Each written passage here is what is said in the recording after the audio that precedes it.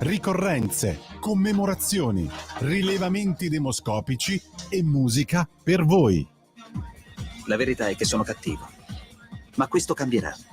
Io cambierò. È l'ultima volta che faccio cose come questa. Metto la testa a posto, vado avanti, rigo dritto, scelgo la vita. Già adesso non vedo l'ora. Diventerò esattamente come voi.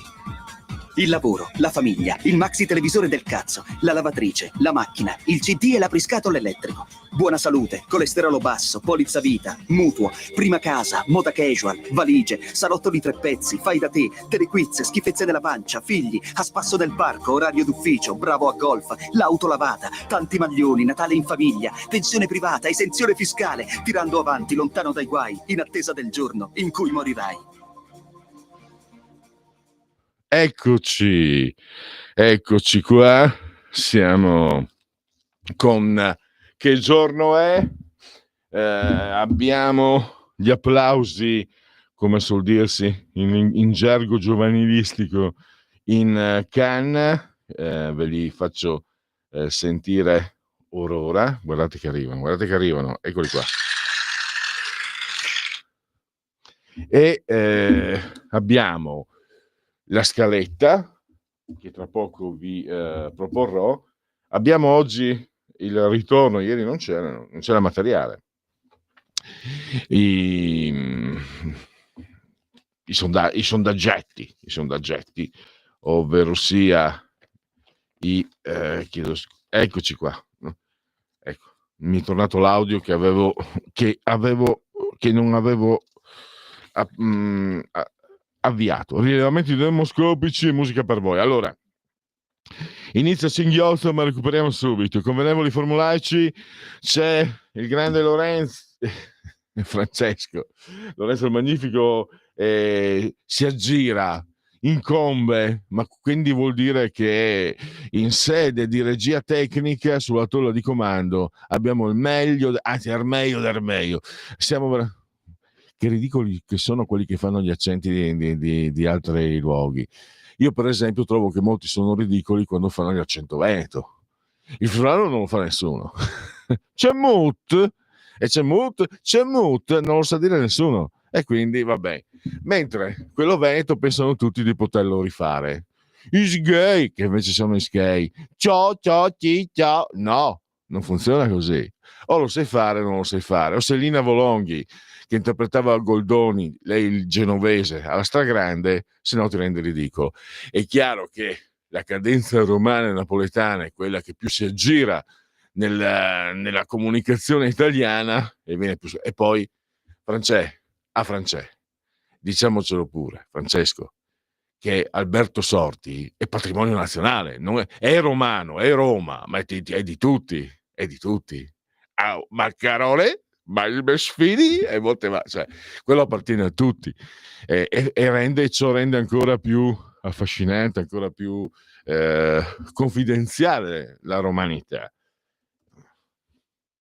Oibò, a Radio Padania incensare la romanità qualche tempo or sono costava la ghirba, ma per gli ascoltatori, non perché ci fossero le veline, sareste stati voi ascoltatori a fulminarmi, ma ricordatevi che Roma Ladrona era l'immagine della Roma dei palazzi, no? La Roma del potere, non contro i romani, ma figuratevi. Allora, ma a partire da Bossi, che ha coniato questo slogan, ve l'assicuro che proprio troppo pragmatico Umberto Bossi per essere razzista. È razzista degli sciocchi perché non conviene, non è conveniente. È utile per manipolare gli sciocchi il razzismo, ma quello è un altro discorso. Allora, mi sto perdendo perché sto perdendo l'abbraccio che come sempre rivolgo forte alla signora Adriana Angela, alla signora Carmela e alla signora Clotilde, che ci seguono loro e ci seguiscono pure dal canale 252 del digitale televisivo terrestre, perché questa è pardon, è una radiovisione. E chi si abbona a Radio Libertà campa oltre 100 anni. Meditate, gente, meditate. Potete continuare ad ascoltarci e seguirci ovviamente non solo sulla TV, ma anche sulla Radio DAB, sul sito radiolibertà.net, il profilo Facebook, Bussola per orientarvi attraverso le nostre trasmissioni. Il sottoscritto mette a disposizione delle donne e degli uomini di buona volontà la sintesi delle interviste che poi ascolterete inoltre la pagina. Lì c'è tutto, c'è addirittura anche la sintesi della sintesi, quindi se poi non avete voglia di lavorare, buon per voi, buon pro ve ne faccia. E poi andiamo avanti, perché c'è da ricordare Twitch, il social di ultima generazione, l'applicazione per iOS e Android per i cellulari, che è davvero speciale, e poi ogni tanto va e viene anche YouTube, non mi soggiunge altro. In simultanea, quando sono scoccate le 12:50, la temperatura interna secondo i voto è 23,9 centigradi gradi sopra lo zero, invece esterna è 11, 62% l'umidità, 1023,8 millibar la pressione, e insieme a 137,9 sono aumentati i metri che separano Francesco il sottoscritto dal livello del mare. E la scaletta, allora ve l'ho accennato ieri, si chiama Luigi Nicolas Mangione ed è diventato l'idolo del web negli Stati Uniti per aver ucciso il CEO, praticamente quello, credo, grosso modo non è proprio la stessa cosa, ma grosso modo l'amministratore delegato numero 1 di United Healthcare, che era compagnia di assicurazione sanitaria. È apparso come un giustiziere, come Charles Bronson, come un vendicatore, e quindi è diventato un idolo, perché lui ha ucciso questa persona per vendicarsi del cattivo comportamento delle assicurazioni sanitarie negli Stati Uniti, della mancanza. Adesso, all'inizio avevano detto che si parlava di una sua parente anziana abbandonata dalle assicurazioni, dalla sanità, si era parlato dei nonni, adesso l'ultima notizia è che ha subito un intervento che gli ha provocato l'impotenza. Adesso chissà se è vero, perché magari può sembrare anche un modo per sminuirlo, perché magari fa paura l'idea di uno che uccida i cattivi potenti, quelli che sono intoccabili. In realtà, come dicevo ieri, era quello che succedeva ai tempi delle Brigate Rosse. Il pensiero non esplicitato, è un paese cattolico questo, lo era ancora di più 45 anni fa, non si diceva, però lo si pensava e lo si diceva sottovoce, con chi ci si poteva confidare. Finché le Brigate Rosse uccidono i pezzi grossi, a me non importa, a me non mi tocca, a me mi pane salame, come diceva la maestra Garlatti. Il punto è che quando c'è di mezzo la violenza poi devono preoccuparsi, come quando litigano i potenti, sono quelli che sono sotto che devono. Tavares ha fruttato 24 miliardi di dividendi ai soci di Stellantis. E che cosa fanno i soci di Stellantis? Licenziano gli operai. E quindi quando c'è la violenza di mezzo, difatti poi Cossiga, ministro dell'interno, diede ordine alla polizia di sparare ad alzo zero e venne uccisa anche una studentessa, quindi sono i più deboli che devono temere, sono quelli che hanno meno misure di sicurezza. Però è chiaro che l'impulso, il Robin Hood, il vendicatore c'è. Ne parleremo con Mirko Molteni alle 13:35. E poi il tesoro di Bashar Assad, un tesoro accumulato fin dai tempi del padre a Fez, del 71. Nel 2012 si parla di 40 milioni di dollari di proprietà immobiliare a Mosca, guarda caso lì che ha trovato ricovero. Poi si parla di 90 milioni di dollari in Francia e in Spagna nel 2020, si parla di 2 miliardi di dollari, si parla ancora di 200 tonnellate di oro, di 16 miliardi di dollari e 5 miliardi di euro. I ribelli hanno dovuto accontentarsi di saccheggiare il suo garage dove erano stipate Ferrari, Lamborghini, BMW, Audi. La battuta non dovrei farla perché gli operai di Stellantis se la passano male, non hanno trovato Fiat, non hanno trovato Fiat, no, mi dispiace, anche perché appunto non è auto per ricconi. La Fiat è dei ricconi, ma l'auto no. Allora, quello che è rimasto, cioè, è l'arsenale militare, 900 carri armati, 2400 cingolati da fanteria e autoblindo, 220 aerei, e questo è un bel bottino per chi per chi ci mette le mani sopra. E poi c'è la preoccupazione delle armi chimiche, perché Assad nel 2013 aderì alla Convenzione internazionale sulle armi chimiche, però il sospetto che abbia nascosto i sarin e altre bellurie del genere, cioè armi molto pericolose. E questo è per quel che riguarda Mirko Molteni.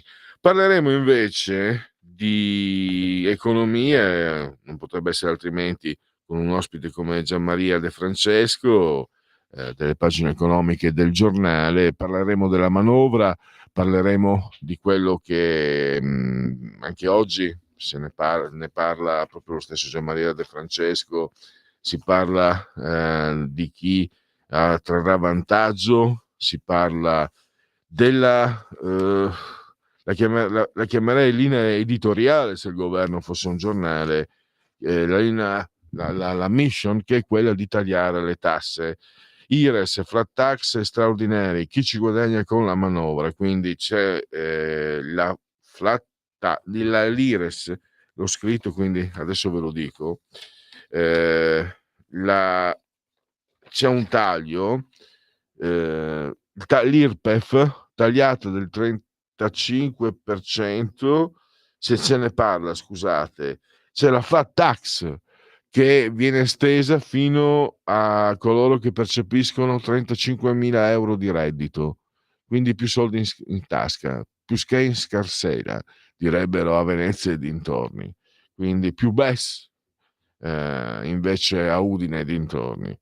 E questo è una buona notizia, che credo sia quello che poi spiega il motivo per cui sono tutti scontenti. Poi si va a votare alle europee, si va a vedere i sondaggi, si va a vedere le regionali, le forze che compongono questo governo poi escono sempre, diciamo, piuttosto bene, promosse dalle urne. Non perché sono più belli o più giusti, ma perché evidentemente il numero di persone soddisfatte economicamente è di gran lunga maggiore delle altre. Poi l'opposizione fa il suo mestiere, come si dice in questi casi, si dà voce, come è giusto che sia, a chi è più a disagio. Una società non ha solo un obbligo morale, ha convenienza a diminuire le sacche di disagio, perché questo significa migliorare le condizioni generali anche di coloro che stanno bene. Però nella somma, nel bilancio, alla fine, ve lo ricordate, doveva accadere la guerra civile nelle aree dove è più diffuso il reddito di cittadinanza, doveva esserci la gente in piazza, doveva esserci veramente l'inferno, scatenate l'inferno. E invece nelle aree dove era più diffuso il reddito di cittadinanza, che è stato diciamo quasi tolto, insomma è stato, in quelle aree lì, il mezzogiorno, il sud, è aumentata l'occupazione. Quindi qualcosa vorrà pur dire. L'occupazione, che non è mai stata così alta, addirittura io ero rimasto nel 2007, adesso i nuovi dati, quelli della CGIA di Mestre, ci dicono un'occupazione mai così alta in Italia da quando si fanno questi tipi di analisi statistiche. Però non è tutto oro quel che luccica, ci sono problemi, lo dicevo anche ieri, nel manifatturiero ci sono situazioni la sanità, ne parlavo anche col grande Vincent, eccolo lì, Vincent Vega, vieni qua, guarda, Ciao Pelle, guarda buongiorno. che bel giubbino, Ma siamo in diretta TV? Ricordiamolo, è canale 252. Qua lì non si vede, ma okay. so che ci sono.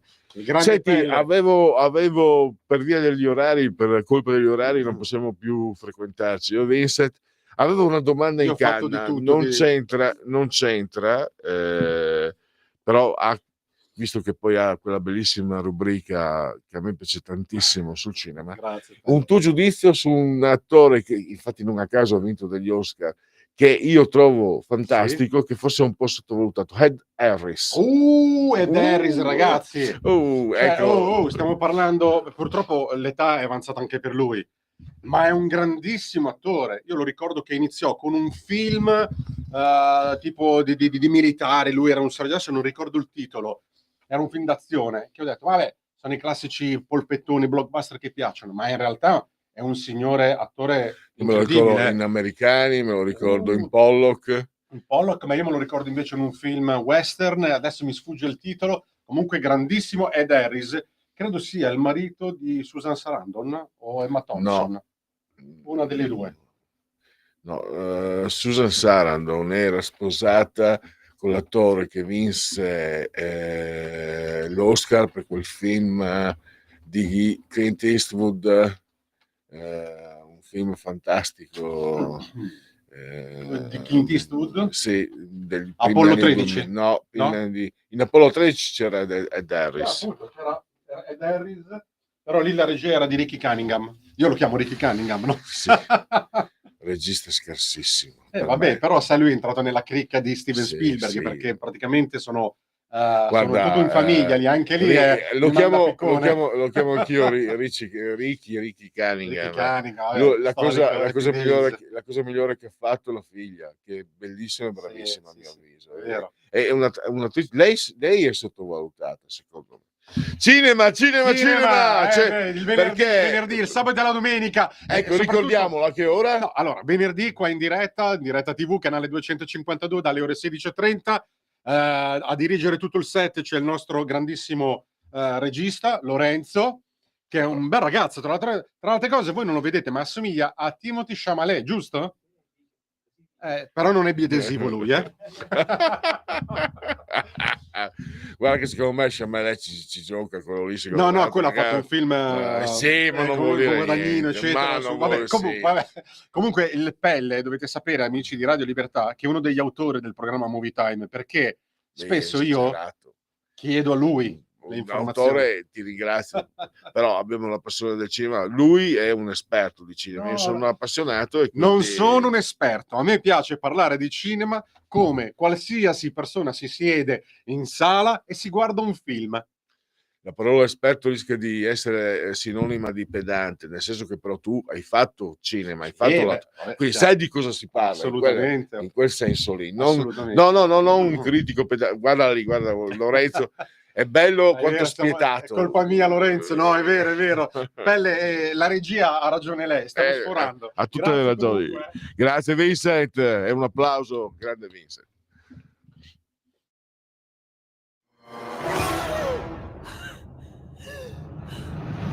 Pensa a respirare. Ora abbandonati. Che cosa vedi? Luce, oscurità, l'equilibrio. È tanto più grande. È stato un risveglio. Hai sentito? Conosco una sola verità.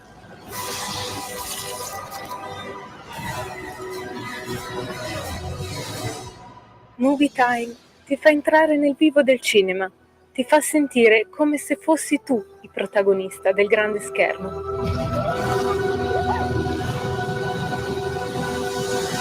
Ogni sabato dalle ore 16.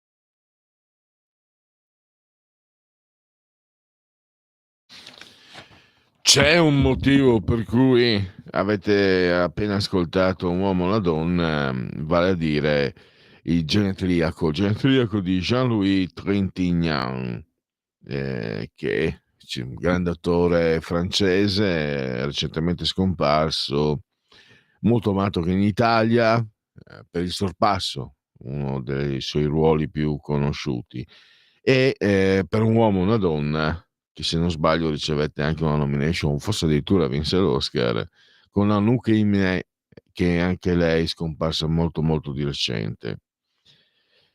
Tra le sue frasi è più facile sedurre 1000 volte 1000 donne diverse, no scusate, è più facile sedurre 1000 donne diverse che 1000 volte la stessa donna. Detto da lui, un addetto ai lavori sicuramente. Allora è arrivato, come avete capito, il momento dei genetriaci ricorrenze, commemorazioni del 21° un 20° giorno di febbraio, mese del calendario repubblicano. Per tutti è un mercoledì 11 dicembre, anno domini 2024 o 2024 che dir si voglia. Lorenzo il Magnifico sta ridendo sotto i baffi che non ha, perché ieri ha gioito per la triste avventura dei nerazzurri in Champions, che sono andati incontro alla prima sconfitta stagionale in tal competizione. Hanno anche interrotto la serie che li vedeva la porta del portiere Sommer inviolata, poteva stabilire un record, e quindi naturalmente purtroppo Lorenzo ride perché ovviamente è stato un momento di gioia per lui, juventino anti-interista naturale. Pensate un po', lui è anti-interista naturale e io invece sono anti-juventino naturale, e conviviamo. Il primo genetriaco è Carlo Ponti, CP, come lo chiamava la moglie Sofia Loren, produttore cinematografico di successo quando il cinema italiano non era nelle grinfie della politica, del politicamente il politicamente corretto è roba relativamente nuova. La politica invece, lo ricordo sempre, la legge sul cinema di Walter Veltroni, che quindi ha messo nella bambagia i cineasti italiani che non fanno più un film, a meno che non siano dei fuoriclasse assoluti come Sorrentino, no? Quindi, come vedete, sto parlando bene di un autore, di un regista di sinistra. La moglie è una giornalista di Repubblica, perché io non ho paura di riconoscere la bravura, quindi penso di essere credibile quando dico che tanti registi di sinistra fanno veramente cascare le braccia, sono scarsi. Però la mia opinione, che è personalissima e arbitraria, viene supportata dai numeri, dalle cifre, perché ve ne ha parlato una puntata proprio dedicata a Vincent nella sua movie time, e c'erano le classifiche. Film costati anche, che hanno ricevuto contributi pubblici anche per milioni di euro, 12 spettatori, 20 spettatori. Io faccio un cortometraggio su Lorenzo il Magnifico, che è un bellissimo ragazzo, faccio un cortometraggio, la sceneggiatura ve la posso anche improvvisare, vi assicuro che farei più spettatori per merito di Lorenzo. Però Lorenzo, sappi che tanti anni fa, in quella mia toccata e fuga all'Accademia di Belle Arti, fui tra i vincitori di un premio come sceneggiatore di un cortometraggio. E quindi, come vedi, poi non sono neanche andato a ritirare, l'ho dato a mio amico, cioè il premio erano libri e cose di questo genere, perché insomma non è che sì. No, allora devi sapere che io avevo lasciato, quando è stato vinto sto premio, avevo lasciato l'Accademia, quindi me lo dissero in ritardo. Se c'erano soldi non me l'avrebbero neanche detto. Allora, e gli amici bisogna sapersi riscegliere, e quindi perché da dove sono partito, da Carlo Ponti, che invece è stato un produttore che ha vinto 2 Oscar e ha prodotto il più bel cinema, il miglior cinema, il cinema italiano della più bell'acqua. Se un film ha successo, diceva Carlo Ponti, è un affare. Se non ha successo, è arte. Poi abbiamo allora un attore francese bellissimo, amatissimo anche in Italia, era molto popolare, e come succede spesso con gli attori bellissimi gay, era il compagno di un grandissimo intellettuale, sceneggiatore, scrittore francese, Jean Cocteau e Jean Marais, 2 Jean. Poi abbiamo io non sopporto quelli che dicono devi leggere, però avrei tanta voglia di dire dovete leggere La giornata di Ivan Denisovich, scritta da Solzhenitsyn, poi anche Arcipelago Gulag, mi hanno detto che è ancora più bello, vedete io non l'ho letto, quindi non posso dirvi leggete La giornata di Ivan Denisovich perché devo ancora leggere Arcipelago Gulag tra le mie tante mancanze culturali, però è oltre che una scrittura, i russi sembrano nati per scrivere in modo strepitoso, sembrano i siciliani, questi sono nati per scrivere bene, è un luogo comune, però è così. E la giornata di Ivan Denisovich, tanto quando io lo lessi la prima volta, lavoravo in fabbrica e curiosamente vedevo delle grandissime analogie tra me, giovane operaio nelle fabbriche del Trimento degli anni '80, e Ivan Denisovich, che era invece prigioniero in un gulag, era un prigioniero politico. Mi ricordo il freddo, l'alba, la vita durissima. Erano gli anni in cui io lo potevo dire ai tempi, no? E in fabbrica si sta peggio dei negri prima di Lincoln. Oggi negri non lo direi più, però confermo che in quegli anni un operaio nelle fabbriche del Triveneto stava peggio degli schiavi prima di Lincoln. Perché non è che dopo l'onesto Abe la schiavitù sia sparita d'incanto. Magari ha cambiato vestiti, ma la situazione di difficoltà dei neri negli Stati Uniti la vediamo.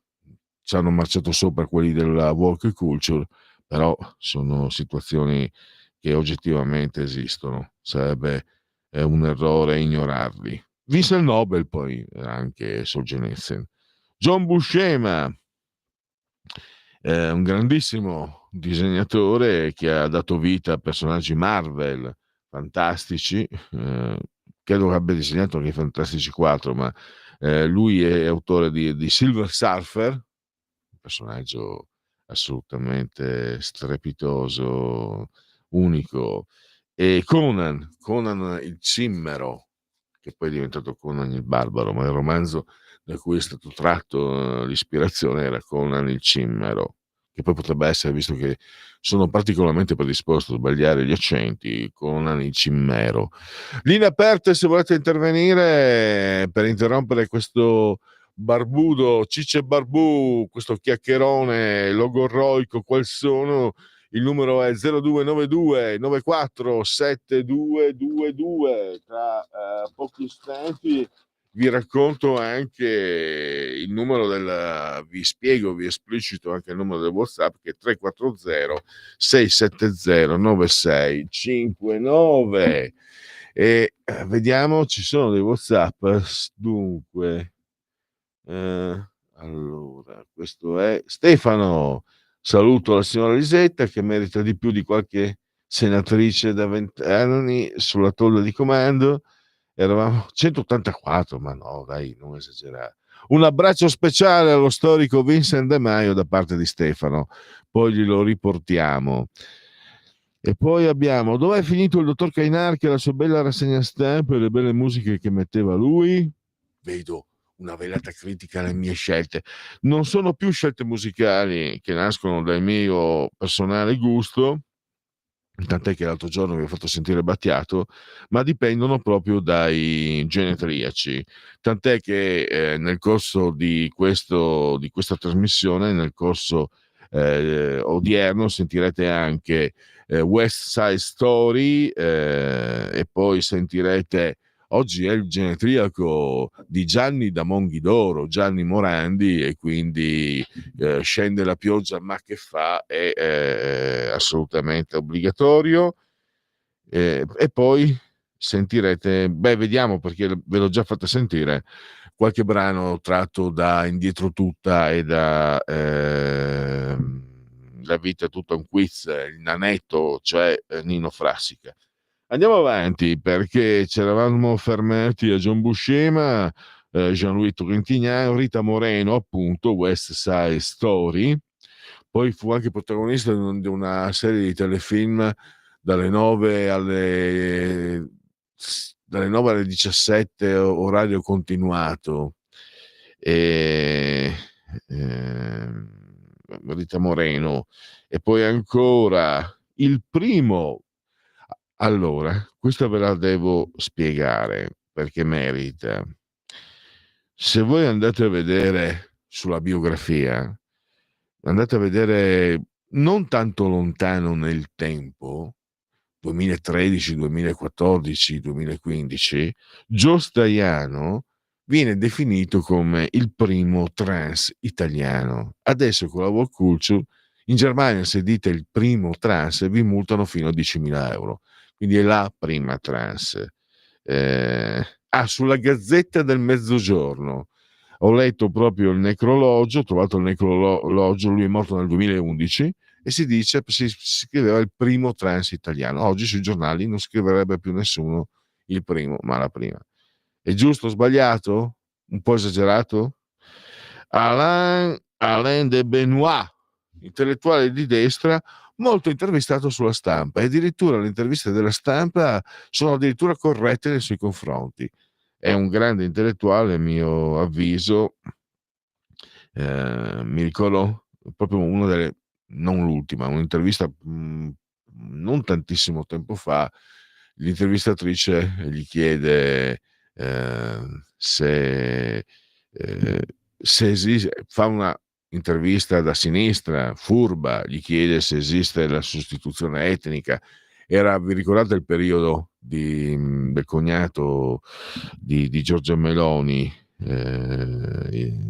Lollo Brigida, che aveva parlato di sostituzione etnica, e lui, Lollo Brigida è un ministro, non un intellettuale. Alain de Benoit è un intellettuale di quelli veri.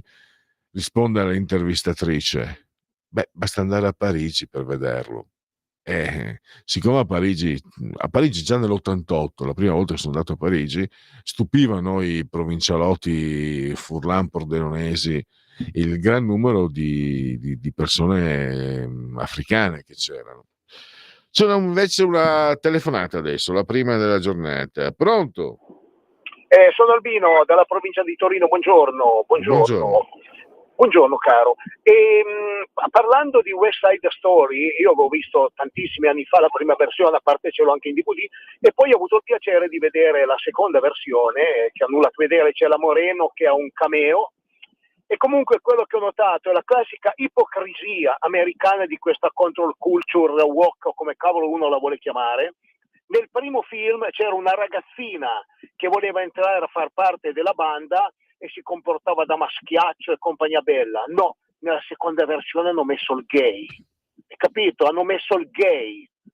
Io mi dico, ma non faccio più commenti perché poi comincio, non vorrei uscire fuori dal seminato, onde per cui va bene così, chiuso. Ed Harris, anche grandissimo attore, ha fatto un serie, mi pare sono 8 puntate, però non ditemi, perché io sono Netflix, le ho tutte le televisioni, gli abbonamenti, non mi ricordo se è un Netflix o cosa diavolare, che ha Westworld intitolato, bellissimo, bellissimo. Comunque Harris un grande attore.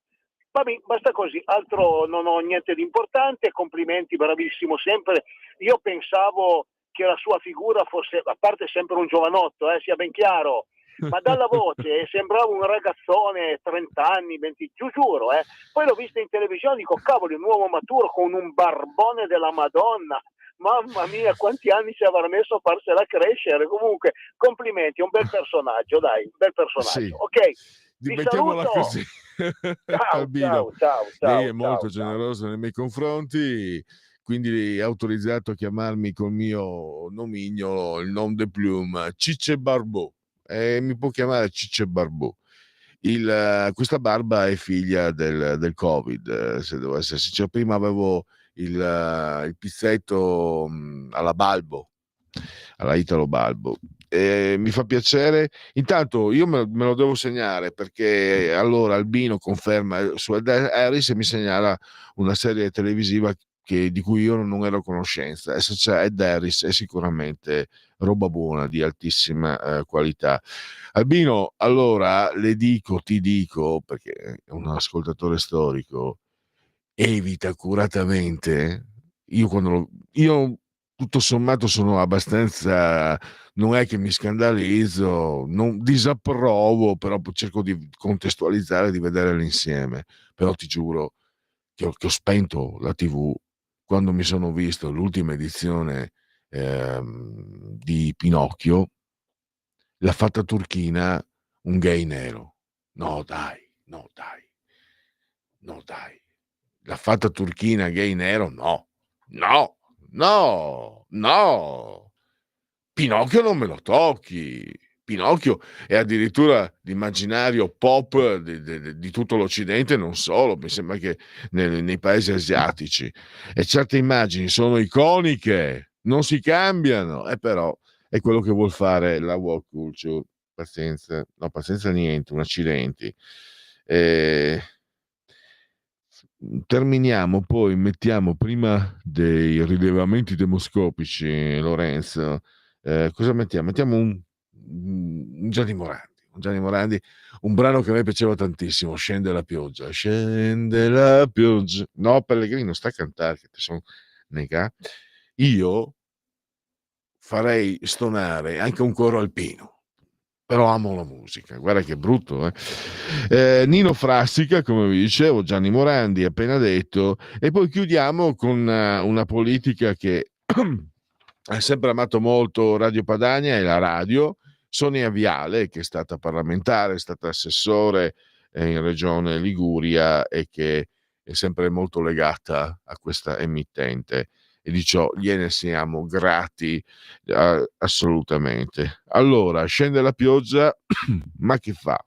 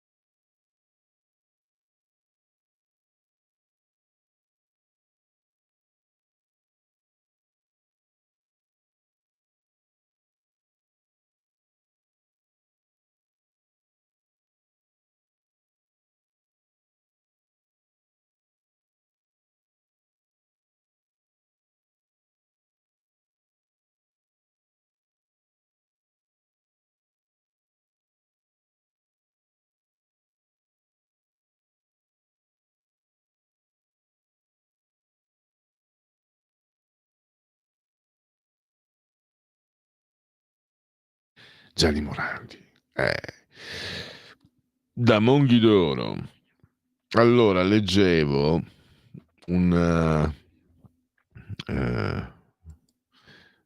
eccoci un attimo che è stato aperto in due. Mi raccomando, non mettiamo condivisione, altrimenti. Berengario in Subrico saluta e dice: pensa se fosse stato anche ebreo oltre ad essere gay e nero, povero Collodi.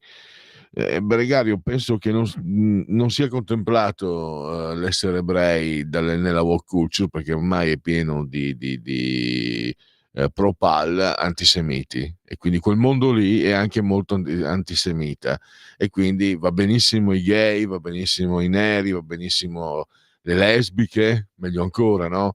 Come disse il regista dei Monty Python: basta, non parlo più, mi professo gay e nera. E quindi il regista di Brasil, grandissimo regista, e anche, se non sbaglio, del Quinto Elemento, e di altri film di grande successo, che adesso naturalmente, come è ovvio, ma non solo per l'età, perché è sempre successo così, non te lo ricordi il nome, però mi ricordo un'intervista per contestare con lo spirito che gli era proprio questo pensiero woke, disse proprio: basta, mi dichiaro gay donna gay e nera. Invece mi dichiaro che ci sono i sondaggetti. Produzione industriale, il livello diminuisce nel trimestre agosto-ottobre dello 0,7 rispetto ai 3 mesi precedenti, e questa non è una buona notizia.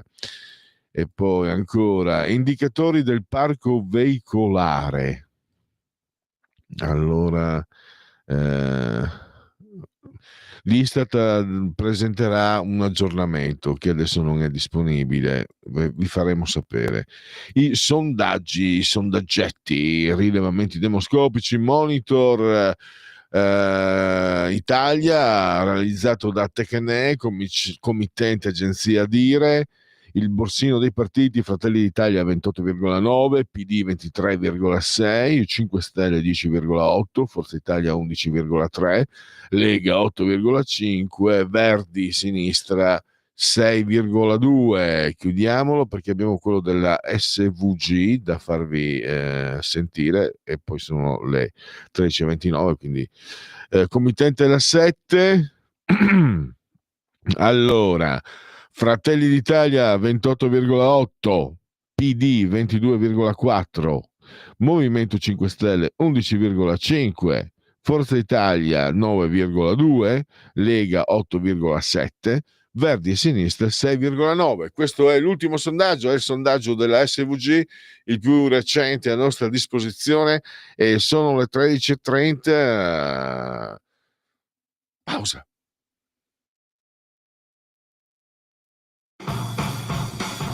Avete ascoltato Che giorno è? Scegliete la vita, scegliete un lavoro, scegliete una carriera, scegliete la famiglia, scegliete un maxi televisore del cazzo, scegliete lavatrici, macchine, lettori CD e apriscatole elettrici.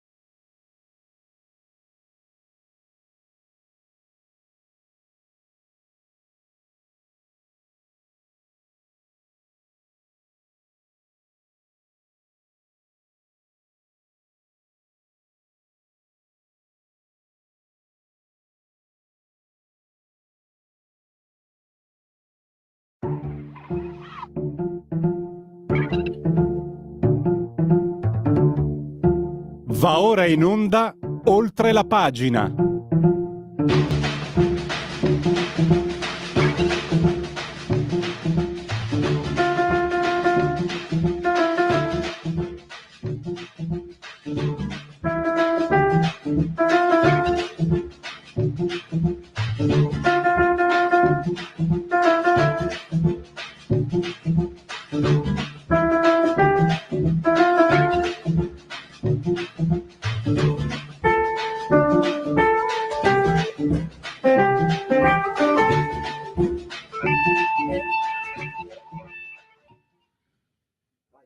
Oltre la pagina, partiamo con il primo ospite, Mirko Molteni, saggista di storia aeronautica e militare e firma di Libero.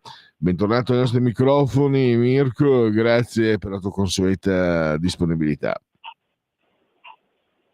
Buona giornata a te e a tutti gli ascoltatori. Allora, Mirko, il tema pattuito era Assad, il tesoro, le armi chimiche possibili, e quindi parleremo di questo, però io faccio un passo avanti e torno indietro al tuo articolo di ieri su questo personaggio che sta occupando le cronache, che è diventato l'idolo del web, perlomeno negli Stati Uniti, che ha ucciso il CEO di una compagnia di assicurazioni sanitarie, Brian Thompson, i 3 proiettili con incise le parole Danny, defend, depose, nega, difendi, deponi, addirittura con una pistola, a quanto pare fabbricata con la stampante 3D. Sto parlando di Luigi Nicolas Mangione, 26enne, brillantissimo studente, un genio, di famiglia molto facoltosa, e adesso appunto è un personaggio molto americano, mi sembra. Mirko, volevo riprendere appunto il tuo articolo di ieri per capire il personaggio, per capire soprattutto le reazioni, perché diventare un idolo dopo aver ucciso un essere umano vuol dire che c'è qualcosa che non mi torna, che non mi fa quadrare i conti. Cosa mi dici, Mirko? Ma certamente questa vicenda rappresenta uno degli ennesimi paradossi della società americana, nel senso che questo assassino ha agito, diciamo, volendosi così paludare di sembianze da giustiziere del popolo, come da Robin Hood dei poveri, contro lo strapotere delle assicurazioni sanitarie negli Stati Uniti, che effettivamente da anni alimentano esse stesse, diciamo, il malcontento di gran parte dei cittadini americani. Se sono vere, diciamo, le inchieste in base alle quali le assicurazioni sanitarie americane rifiutano ai propri clienti il rimborso di circa il 14% delle prestazioni richieste, che siano visite, esami clinici o anche operazioni chirurgiche, diciamo che si può capire come in certi contesti di disperazione ci sia molta gente che magari guarda un assassino come fosse un eroe. Chiaramente qui è ovvio che non vogliamo giustificarlo, perché per così contrastare abusi veri o presunti delle assicurazioni sanitarie americane ci dovrebbero essere mezzi legali, avvocati, tribunali, eccetera, per così far risolvere problemi della popolazione. Però Mirko, scusami, appunto è paradossale che ci voglia un crimine per riportare all'attenzione un problema sentito da molte famiglie americane. Ecco, è terribile. ti interrompo, terribile. Mirko, perché proprio mi hai fatto riflettere, perché io presentando la trasmissione avevo detto attenzione, la violenza è sbagliata, perché poi non solo per motivi etici, ma perché poi a farne le spese siamo noi, siamo i più indifesi, siamo il comune cittadino, siamo i più deboli. E l'avevo detto come se avessi pensato chissà che pensiero intelligente. In realtà tutti ci rendiamo conto di questo. Mentre ti ascoltavo ho pensato che proprio allora il mio pensiero, che io pensavo intelligente, un pensiero comune che abbiamo tutti, quindi niente da...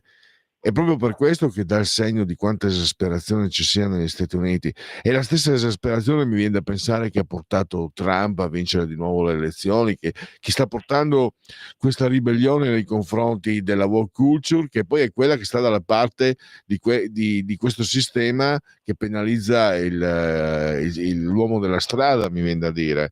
Quindi lo stavi dicendo tu, volevo solo riprendere, mi hai fatto capire bene, insomma. Era già un problema ai tempi, 40 anni fa, ai tempi di Ronald Reagan, quello della sanità americana, tant'è che, se non ricordo male, Clinton vinse promettendo che avrebbe fatto, che sarebbe intervenuto, ma mi sono passati 32 anni e non è cambiato nulla. Tu che sei un osservatore anche del quadro internazionale, addirittura sembrerebbe peggiorate le cose, quindi. Infatti non è cambiato nulla sotto tale aspetto, per cui diciamo, in questa tragedia chiaramente abbiamo la vittima, che è questo manager che appunto ucciso a colpi di pistola, che ha lasciato una vedova e degli orfani, quindi una famiglia, diciamo, distrutta, ecco. E poi però c'è anche il discorso del tutto il clima che ha portato a questo gesto, che praticamente in parte è l'autosuggestione del killer del sentirsi un giustiziere, quindi del ritenere lecito questo atto, e che ha alle sue spalle comunque l'effettiva disperazione magari di tanti cittadini americani che hanno visto magari, ipotizzo, morire o soffrire le proprie mogli o bambini o genitori, eccetera, per cure carenti, perché le assicurazioni sanitarie hanno rifiutato di pagarle. Poi sappiamo bene come in generale le compagnie assicurative tendono sempre, in qualsiasi caso, a effettuare tutte le inchieste del caso per capire se il rimborso, diciamo, è opportuno o no. Solo che è ovvio che se parliamo, voglio dire, di un banale incidente automobilistico è un discorso. Se parliamo di qualcosa che riguarda proprio la sanità, quindi il pagare cure sanitarie, magari anche gravi, magari anche serie, alle persone, è chiaro che qui entriamo anche in un altro, come dire, in un altro ambito, diciamo, etico delle assicurazioni. È chiaro che questo delitto solleva mille interrogativi, fermo restando, appunto, lo ripetiamo, che chiaramente chi uccide un'altra persona è comunque un criminale e è ovvio che debba stare in galera. Però, ripeto, bisogna anche considerare il clima che ha portato a questa esasperazione. Il clima, spostiamoci da tutt'altra parte del mondo invece, in Siria, o meglio ancora a Mosca. Parliamo di Assad. Tu ti sei occupato del tesoro di Assad, quindi fa venire in mente i Romanov, l'oro di Dongo, eccetera. Anche Assad ha un patrimonio pazzesco, colossale, appunto ne parliamo adesso con te, ma l'aspetto più inquietante della vicenda è che potrebbero esserci stipate in Siria armi chimiche, perché hai ricordato come sì, lui abbia aderito alla Convenzione internazionale sulle armi chimiche, ma c'è questa ipotesi che appunto il sarin, i gas nervini, eccetera, siano stati, diciamo, nascosti e che adesso potrebbero entrare nella disponibilità magari di figure senza controllo. Da dove partiamo? Questo patrimonio che è un po' comune sul patrimonio di Assad, appunto, è un patrimonio che in gran parte è stato così, tra virgolette, messo in sicurezza all'estero nel corso degli anni, tramite vari parenti di Assad, zie e cugini, che hanno fatto un po' da faccendieri della famiglia. E in sostanza si tratterebbe sia di oro depositato in Cavò e sia anche di proprietà immobiliari molte di queste proprietà immobiliari proprio a Mosca, dove appunto si è rifugiata la famiglia di Bashar al-Assad, e a conferma appunto del legame storico con la Russia, la dinastia in sostanza che ha guidato la Siria fin dal 70, quando era al potere il padre di Bashar, Hafez. E è ovvio che così poter disporre di tutti questi fondi all'estero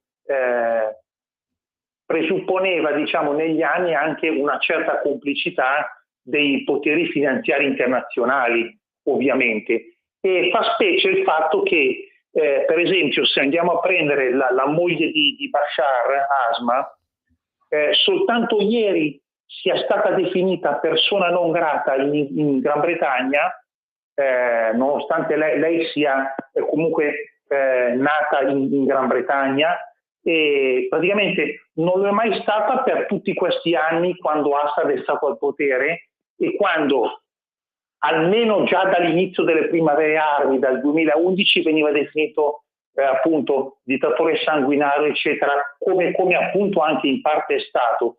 Però la moglie Asma viene definita persona non grata nel Regno Unito solo ieri, quando ormai non conta più niente, e fino al giorno prima invece no, così come per tanti anni, nei suoi oltre 20 anni di potere, abbiamo visto Bashar al-Assad accolto come un qualsiasi capo di Stato, come ogni capo di Stato appunto degno del suo rango, anche in tutte le capitali occidentali. Quindi questo dovrebbe fare un po' riflettere poi su una certa, come posso dire, ipocrisia apparente delle alte sfere, che diciamo è apparente nel senso che in realtà porta a questi paradossi solo per quanto riguarda la facciata che il potere deve mostrare alla popolazione, ai cittadini, no? Per mostrare una eticità che in realtà sotto da un governo all'altro non presenta grandissime differenze, ecco. Infatti ti chiedo, ne approfitto per chiederti, allora, se senti da sinistra sono tutti felici che esultano per i ribelli, però invece qualcuno dice attenzione che potrebbe essere la popolazione siriana potrebbe essere caduta dalla padella alla brace. Come la pensi? Tu come vedi? È un problema molto intricato che non può avere una risposta diretta, ma mi interessa molto la tua opinione. Sì, dimmi. No, dicevo, è un problema così complesso che non può avere una soluzione diretta, però mi interessava una tua impressione nel suo complesso. Ma sicuramente la prima impressione è che,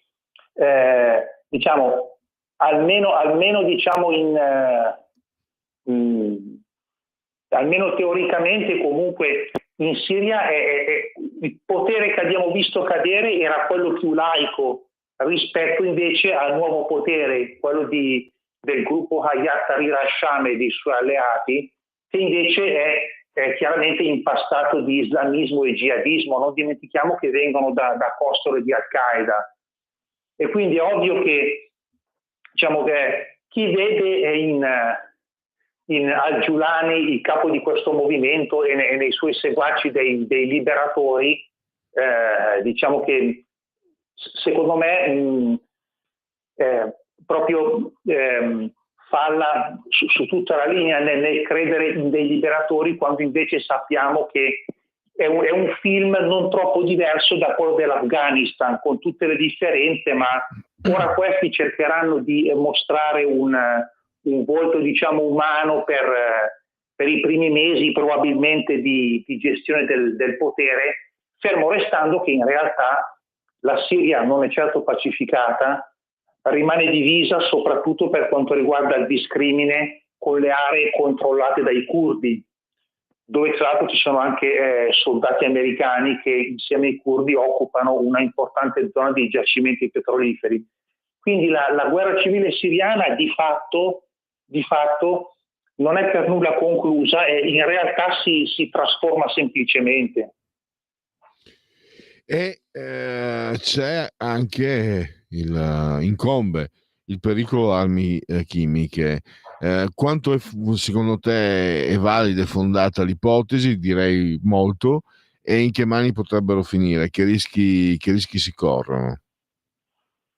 L'ipotesi è molto fondata perché per quanto Assad abbia consegnato circa 1 miliardo di tonnellate di gas Nerdini e anche di iprite alle potenze occidentali nel 2013, quando decise di aderire alla Convenzione internazionale contro le armi chimiche, i maggiori servizi segreti, soprattutto quelli americani e israeliani, hanno sempre reputato possibile che almeno una piccola parte di questo arsenale in realtà fosse stato conservato.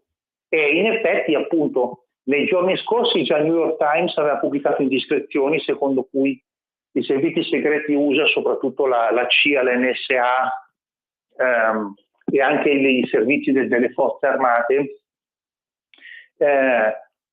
stavano già lavorando febbrilmente per cercare di scoprire se e dove il governo siriano appena caduto avesse conservato quantità di questi gas.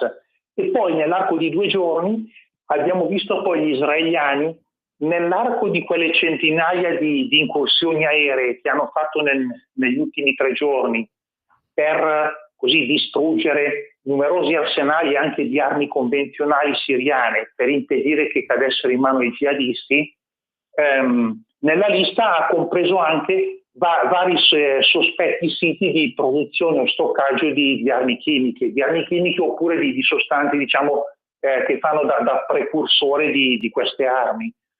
Quindi sicuramente l'ipotesi è molto plausibile. Il pericolo c'è, e non dimentichiamo che per quanto riguarda ad esempio i gas Nerdini, la loro letalità è tale che anche un semplice, anche una semplice granata di artiglieria caricata con gas Nerdino, per cui si parla di una capacità di forse un paio di litri, è una quantità che sarebbe in grado di uccidere diverse centinaia di persone. Ora io, volendo immaginare uno scenario catastrofico, potrei immaginare che magari anche una sola granata dell'esercito siriano trafugata caricata con gas Nerdino e trafugata in qualche modo e caduta in mano a magari elementi dell'ISIS che tuttora persistono in Siria, se venisse trasportata in un qualsiasi paese occidentale, in una grande città, magari anche in ambiti che ricordino un po' quel famoso attentato a Tokyo fatto dalla setta giapponese Aum Shinrikyo nella metropolitana di Tokyo, immaginiamoci il disastro che ne subentrerebbe. Ecco, quindi il pericolo è reale e in questo momento i servizi segreti delle maggiori potenze dovrebbero collaborare ai massimi livelli per sventare questo tipo di minaccia.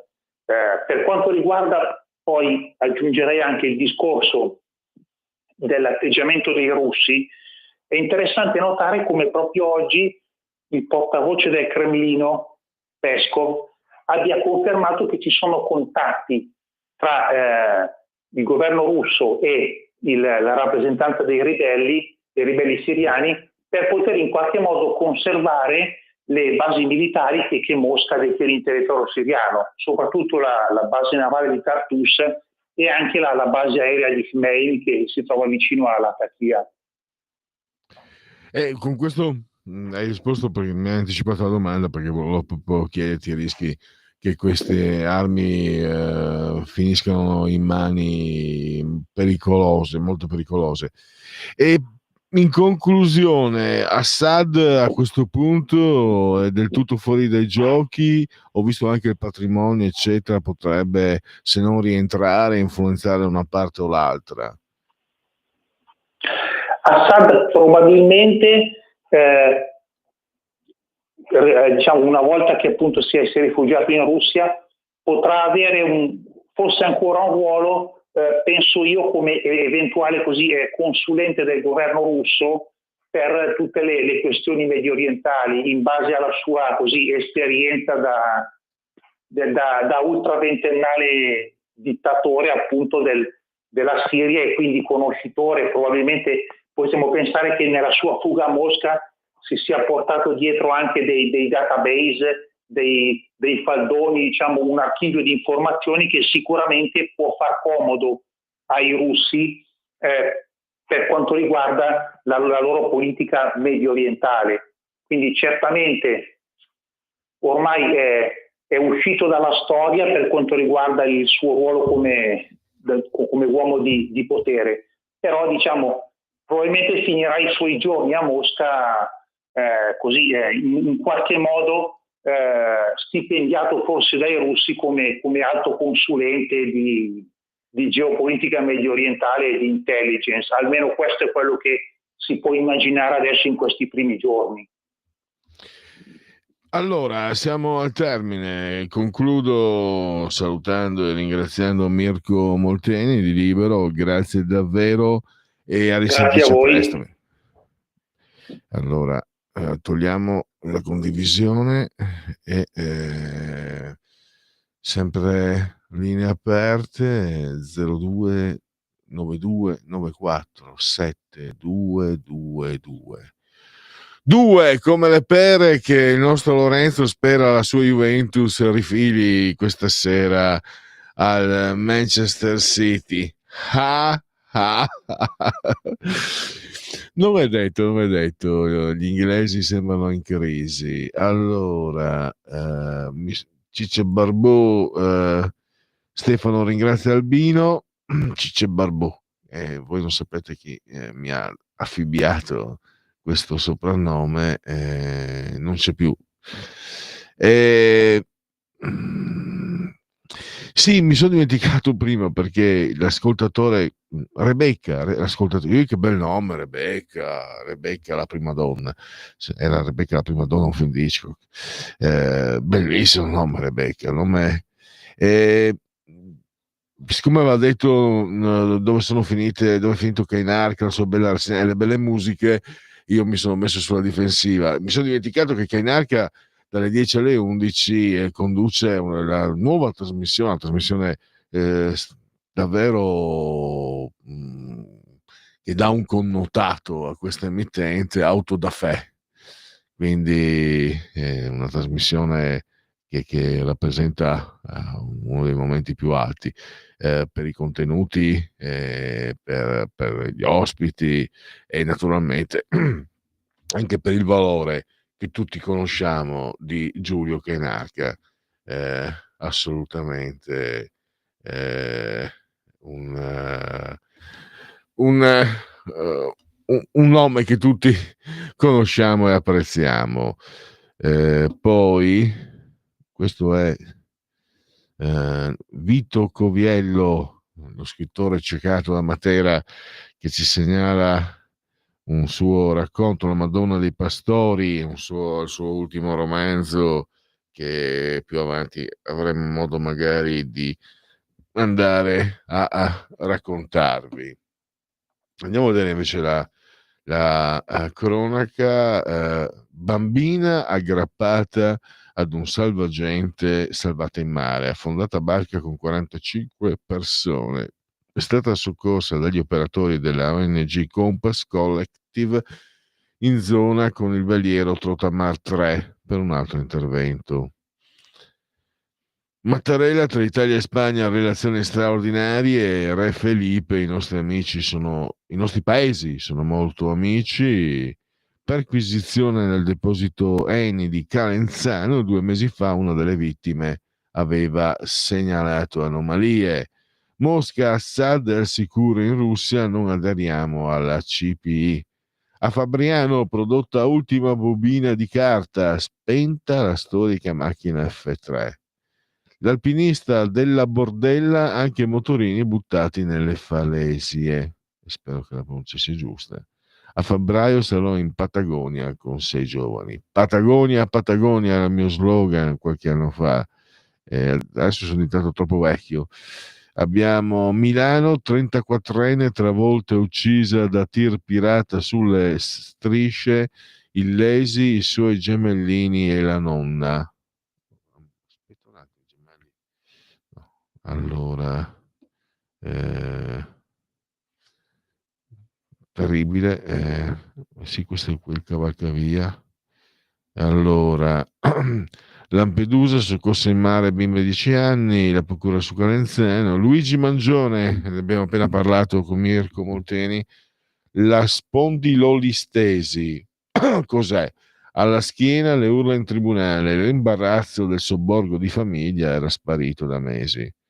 Michel Pellegrini, Michel Houellebecq, 10 anni dopo Charlie Hebdo, vedo l'Islam che avanza il suicidio dell'Occidente. È quello che diciamo ormai da molti anni. E a questo punto io credo ci sia anche un certo meccanicismo della storia, ogni cosa succede per un determinato motivo e credo che se l'Occidente, i leader, la crème, i dirigenti del sistema occidentale sono quelli che sono, a questo punto è anche non è né giusto né sbagliato, è inevitabile che l'Occidente debba soccombere all'Islam, perché se chi comanda l'Occidente sono quei personaggi che vediamo, se i vertici sono quelli, no, non c'è, perfetto.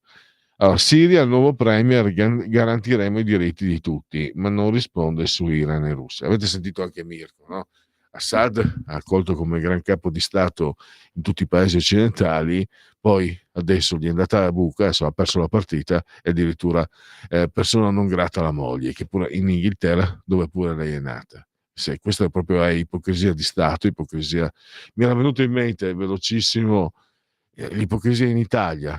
Beh, la sappiamo, poi chi è della Lega la conosce ancora meglio, ma io non so perché mi è sopraggiunto questa immagine. Siamo nel 2021, vi ricordate quando crolla il governo giallo-rosso, non giallo-rosso come scrive il fatto, giallo-rosso, e Mattarella insedia Mario Draghi.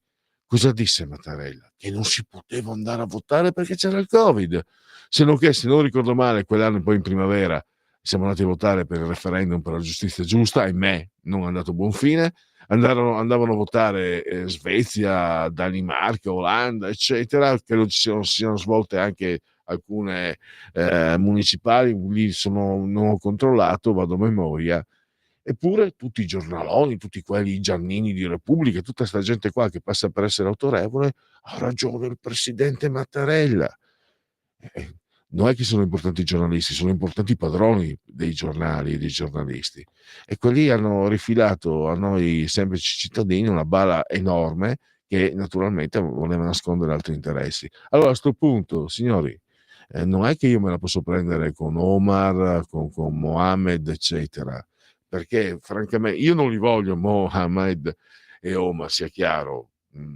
Cioè, io voglio solo le persone, poi non mi interessa la religione, eccetera.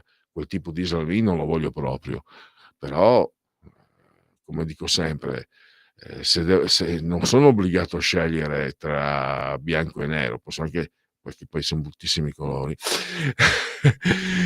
addosso a una certa squadra che dico io, posso anche non scegliere, respingo e rifiuto. Almeno questo è un pensiero. Ecco lì, ho sforato anche adesso 14:02. Pausa, intervallo, sceglie Lorenzo se ci sarà Morandi o altro, sarà ancora Morandi, quindi siamo in buonissime mani.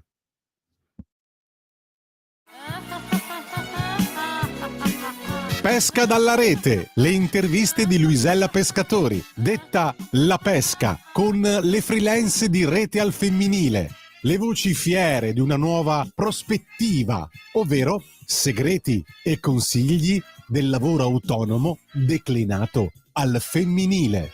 Ogni mercoledì alle 15:30 su Radio Libertà, la tua radio.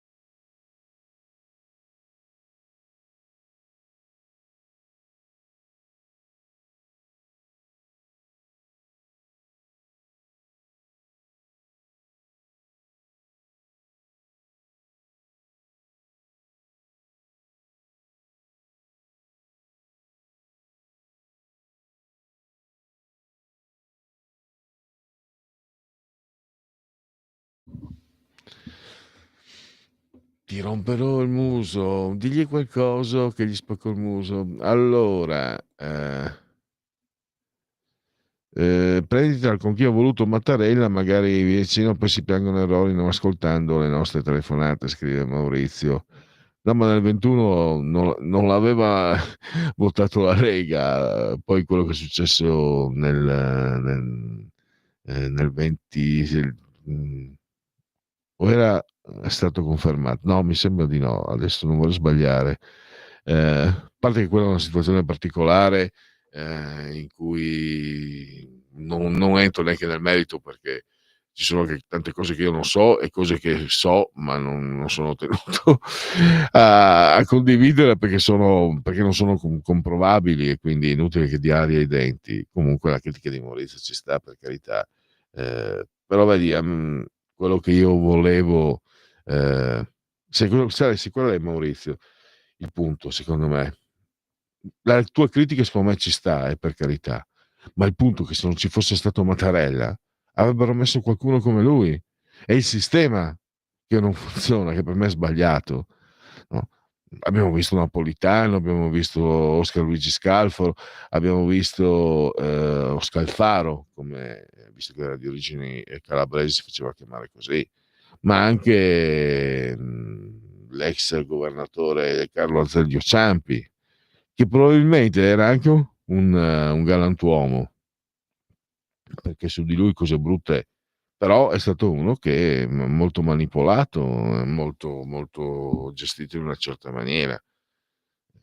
Quindi, che poi il potere chiaramente a noi del popolo faccia sapere solo quello che gli conviene, di solito insomma cosa fai quando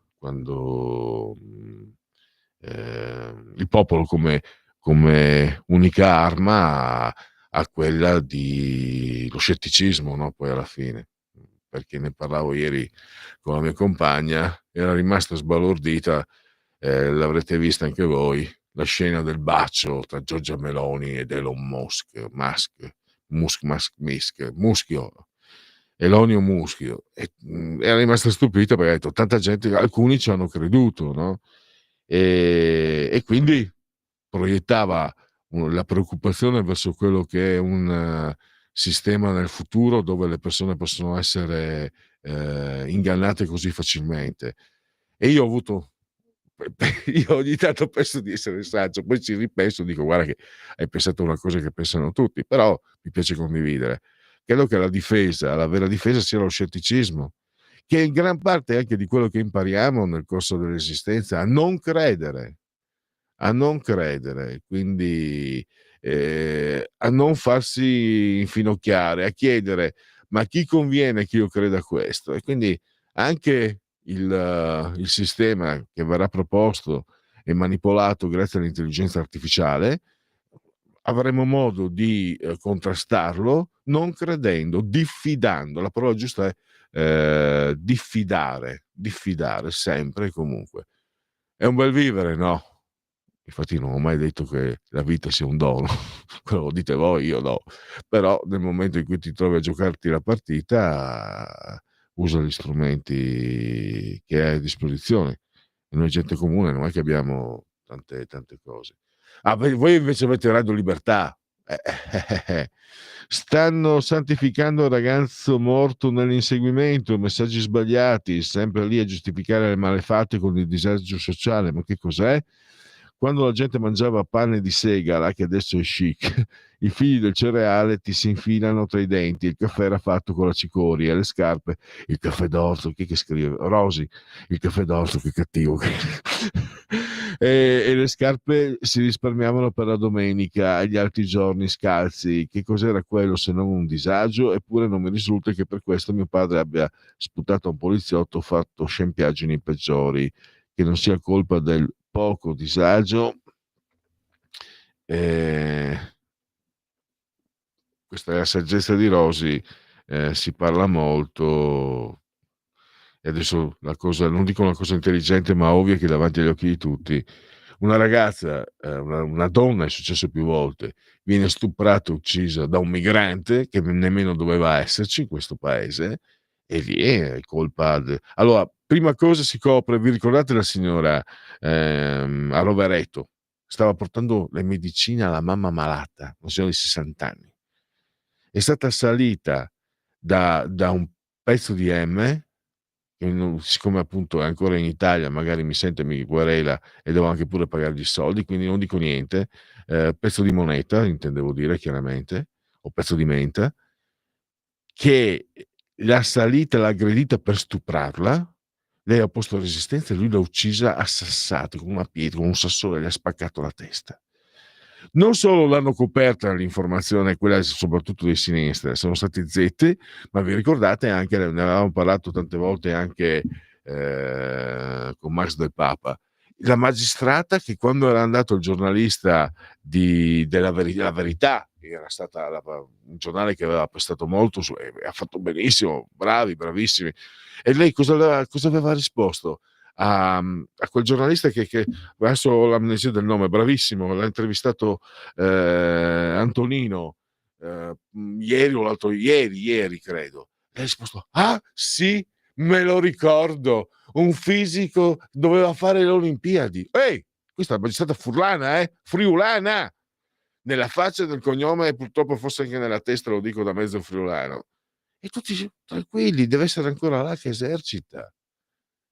E poi anche quella povera ragazza, se non sbaglio, in provincia di Bergamo, eccetera. Un ragazzo che non si ferma allo stop, che scappa alle 4 del mattino, probabilmente sono andati a sbattere per l'eccessiva velocità e i loro compari mettono a soqquadro un intero quartiere. E di che è colpa dei razzisti? È una cosa banale, però devo dire, non ho fatto una cosa bella adesso perché ho approfittato del microfono, cioè ho voluto dire, e poi ho detto anche cose che molti di voi probabilmente amano anche sentirsi dire, però è stato uno sfogo, non è stato, questo non dovrebbe essere il mio lavoro, però come cittadino francamente questo mi ha stufato, cioè, non so fino a quando usque tandem a buttere pazienze nostre, non sono comunque Cicerone io, ma questi sono Catilina, i peggio Catilina che ci possiamo immaginare. Allora, Luca da Brescia che scrive la canzone dei Creedence Clearwater Revival, Fortunate Son. Allora la metteremo alle 14.55, 14.57 in chiusura. I Creedence Clearwater, li conosco, qualcosa conosco, forse addirittura ho anche una cassetta registrata, credo, anticamente. Il nome è bellissimo, Creedence Clearwater Revival, lo pronuncio persino quasi bene. Grazie Luca. Adesso grazie a Lorenzo il contributo da Montecitorio, Graziano Pizzimenti. Poi sceglierà Lorenzo se farvi ascoltare ancora il Golden Boy di Monghidoro, ed è difficile che non si cada lì perché insomma chi non ama il Gianni nazionale, c'era anche un brano di quello di West Side Story che non era male, a dire la verità. Comandi tu.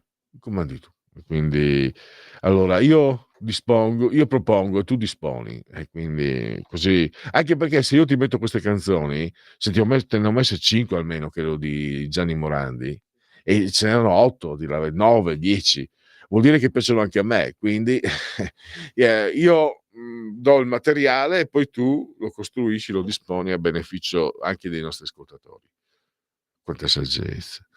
Allora, grande Juve questa sera contro il City, credo che vedremo sbloccarsi finalmente Dusan Vlahovic, che segnerà non meno di 3 gol, e vedremo l'allievo battere il maestro Thiago Giacomo Motta, di origini venete, lo sapevi? Di Rovigo, originario. So che lui, quando era all'Inter, di solito i sudamericani, soprattutto gli argentini, praticamente delle loro origini non dicono niente. Il Papa aveva detto sono di origine, mentre per esempio Platini, sempre stando in chiesa tua, aveva detto quando era venuto sì, che suo nonno era di Novara, se non sbaglio, e gli argentini no, perché si viene a sapere quando glielo chiedi. E anche un po' i brasiliani. Lui invece, no, io sono di origine italiana, anzi di origine veneta, aveva tenuto a sottolineare. Tra l'altro in Brasile c'è una comunità veneta molto nutrita, molto forte, e addirittura mi ricordo anni or sono, ne avevano parlato i giornali locali, una ragazza aveva fatto una tesi, era la storia del costume, ed era andata a trovare una ricetta originale, non so se della polenta, credo, che come non si faceva più da 100 anni in Veneto, l'aveva trovata in Brasile, dove c'è appunto questa comunità. Parlava anche Zaia, ne parlava, perché anche lui aveva il papà o il nonno che erano stati emigrati in Brasile. Ci sono storie, mi ricordo un mio conoscente, il fiume di gennaio, Rio de Janeiro, lui poi faceva il carrozziere ed era fantastico sentire. Lui da giovane aveva girato un po' il mondo e aveva lavorato in un cantiere sul Rio delle Amazzoni, e mi ricordo era molto amico di mio papà ed è bravissimo, e raccontava che una notte furono assaliti dagli indigeni con le cerbottane, le frecce, e lui la raccontava davanti a un bicchiere di vino, la raccontava, e io dentro di me pensavo, questo è Mister No, è un fumetto, cioè questa è una cosa pazzesca, e lui la raccontava con massima naturalezza. E ci sono insomma i chiacchieroni come me, ci sono quelli che invece le cose le hanno provate davvero. Come siamo arrivati al Brasile? Come siamo arrivati? Ho perso il filo, perché parlavamo di cosa parlo? Forse perché Graziano Pizzimenti deve essere di origine friulana.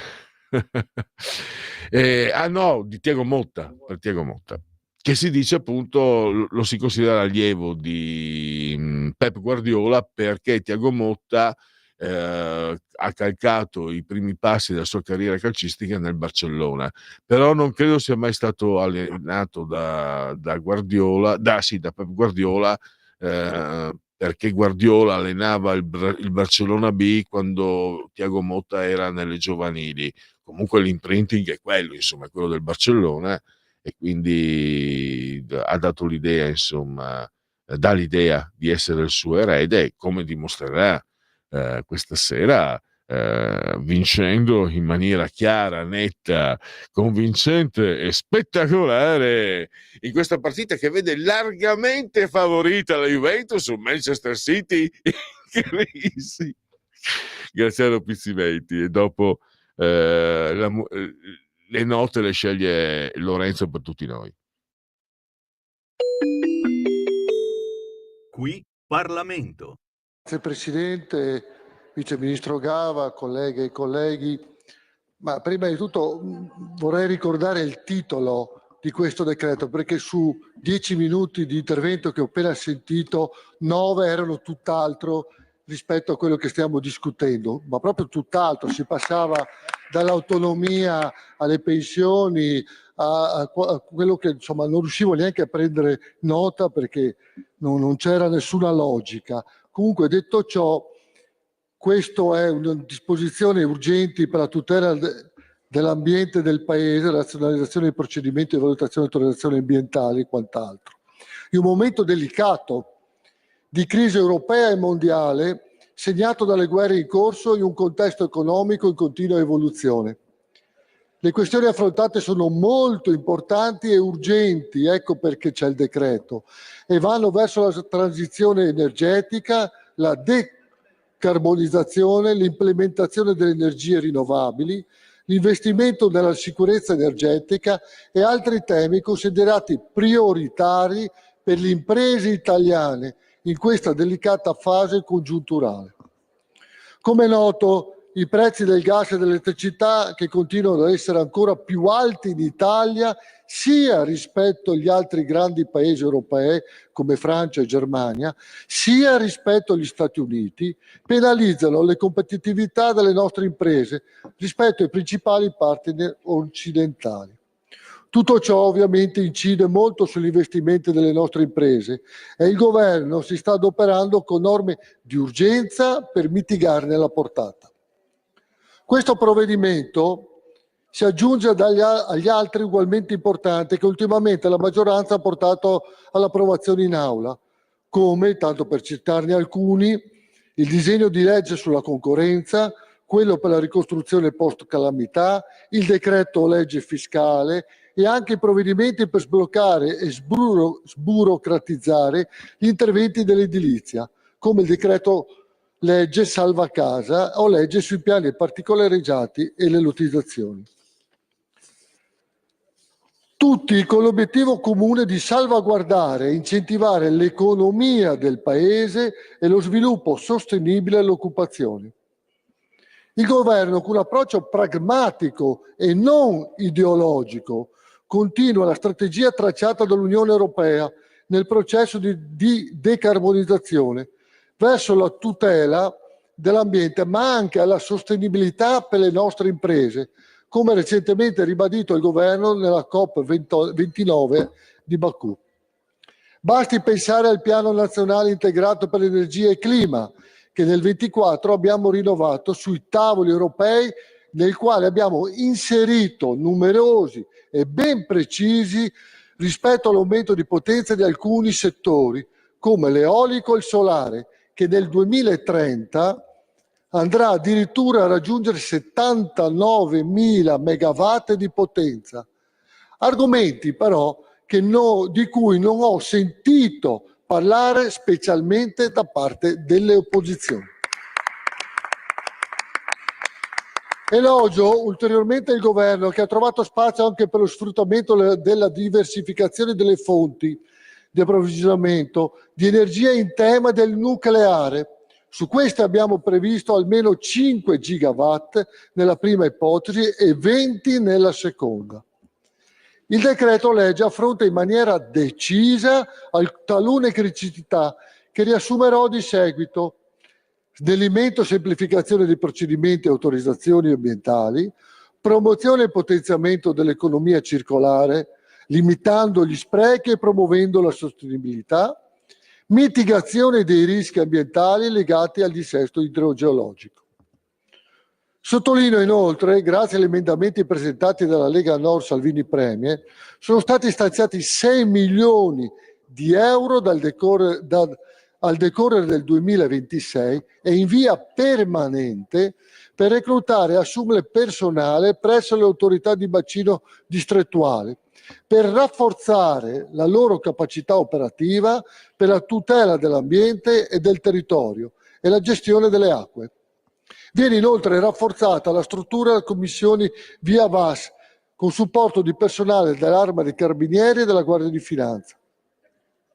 Il decreto legge affronta inoltre talune criticità prevedendo, primo, una corsia preferenziale ed un'accelerazione delle procedure ambientali per gli investimenti del PNRR, poi per gli impianti da fonti rinnovabili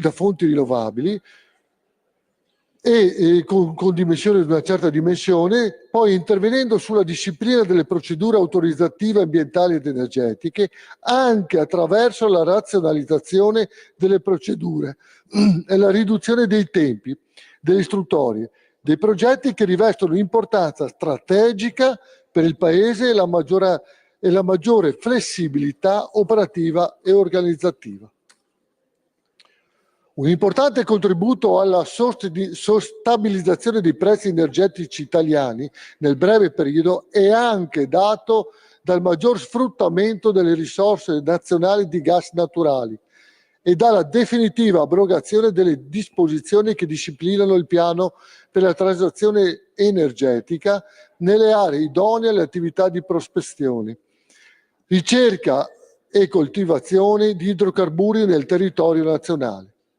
La norma infatti interviene anche sulla disciplina del cosiddetto gas release, meccanismo finalizzato ad incrementare la produzione nazionale di gas, la sua vendita a prezzi ragionevoli, prioritariamente a clienti finali industriali a forte consumo di gas, i cosiddetti gasivori, nonché sulla questione prioritaria del riempimento degli stoccaggi di gas, introdotta a seguito del conflitto russo-ucraino per garantire indipendenza energetica al Paese, assegnando al GSE il servizio di riempimento di ultima istanza tramite l'acquisto di gas naturale ai fini dello stoccaggio e della successiva vendita.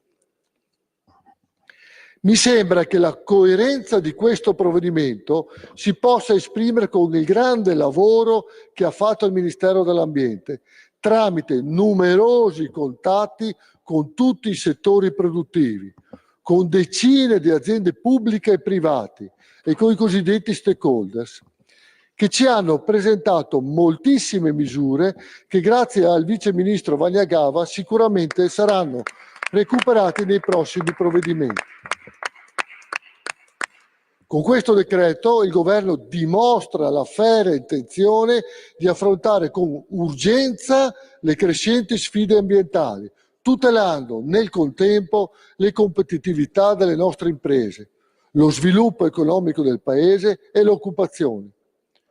Come sempre affermato, il nostro gruppo Lega Nord Salvini Premier si pone l'obiettivo concreto di accelerare i tempi della decarbonizzazione che si è posto il nostro Paese, ma contemporaneamente anche promuovere la crescita e la competitività delle nostre imprese. Annuncio pertanto il voto favorevole del gruppo Lega Nord Salvini Premier. Grazie onorevole. Qui Parlamento.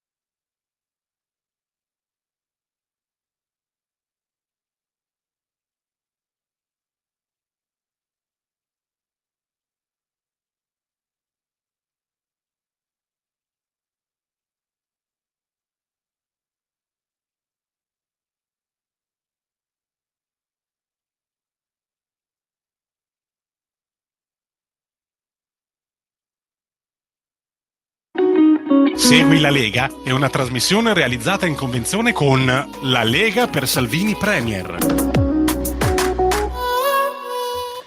Segui la Lega Azione Lepre, come ti insegnano nella Naia, che non c'è più. Legaonline.it, il sito scritto legaonline.it, si può fare di tutto in questo sito, c'è il link dell'instant book di Matteo Salvini, c'è mi dichiaro colpevole di aver difeso l'Italia, condannato assolto per aver difeso i confini italiani, sabato 14, domenica 15, hashtag io sto con Salvini perché rischia 6 anni di carcere. Firma anche tu ai gazebo, oltre che su Lega Online. Il calendario delle feste della Lega e poi naturalmente la possibilità di iscriversi, è molto facile, molto semplice, 10 euro, li si può versare anche tramite PayPal, il codice fiscale richiesto, gli altri dati e infine vi verrà recapitata la maggiore per via postale, ma sti mezzi ci sono poste italiane, io raccomando ampi, profondi, significativi, calorosi gesti apotropaici alle femminucce, ai maschietti, a tutti i sessi previsti, anche quelli non previsti, perché io sono molto inclusivo, la tessera Lega Salvini Premier, il D43 è il momento di autocertificazione civica, sono soldi che lo Stato vuole tenersi, ma noi se non altro possiamo, quindi soldi che noi non abbiamo, li abbiamo perduti, però possiamo dire allo Stato dove spenderli.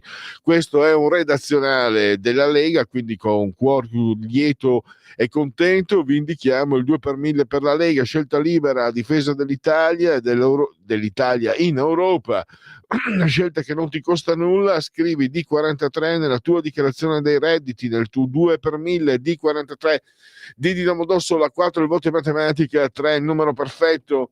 Le apparizioni radio-televisive degli eroi della Lega, i politici, abbiamo 16:48 questo pomeriggio a Rai Radio 1 con Domenico Furgiuele, domani dalle 17:15 rubrica Economia Sky TG24 col sottosegretario Alessandro Morelli. Sabato Punto Europa Rai 3 alle 10:05 con Isabella Tovalieri, europarlamentare, Armando Siri che è coordinatore Dipartimento Lega, responsabile scuola, alle 20:30 a 4 di sera Rete 4 sabato. Possiamo 14:30 puntuali. Stai ascoltando Radio Libertà. la tua voce libera, senza filtri né censura. La tua radio.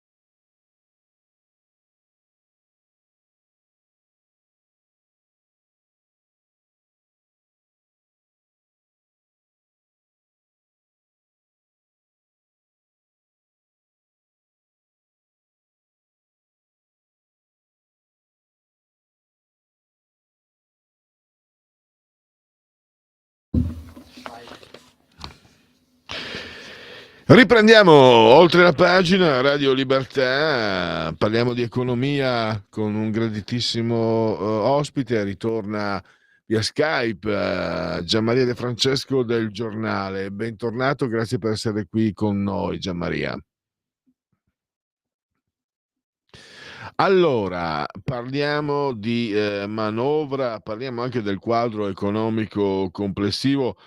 Ti occupi ogni giorno di questi argomenti, ma parliamo, visto che anche oggi è in prima pagina, no, ne hai scritto IRES, flat tax e straordinari, chi ci guadagna con la manovra. Io metto la presentazione di questa intervista nella notte, la metto su Facebook. Ho fatto un gioco di parole, Gianmaria, perdono, tu sei uno bravo e serio. Ho scritto che la mission di questo governo è tax attack. Mi vergogno un po', però mi è venuto ogni tanto, le parole mi scappano. Comunque, a parte le mie battutacce, credo che la linea seguita con metodo, seguita con molta attenzione, seguita con circospezione per non entrare in urto con l'Europa che può disporre, i mercati possono disporre, le agenzie di rating, tu puoi fare quello che vuoi, ma poi l'abbiamo visto con certi governi del passato, governi nei quali c'era anche la Lega magari. E adesso invece questo non succede, però si continua su questa linea. E tu oggi hai scritto quali sono le categorie che avranno i benefici, maggiori benefici da questo indirizzo della manovra di bilancio. Allora ti do la parola per parlarcene, Gianmaria.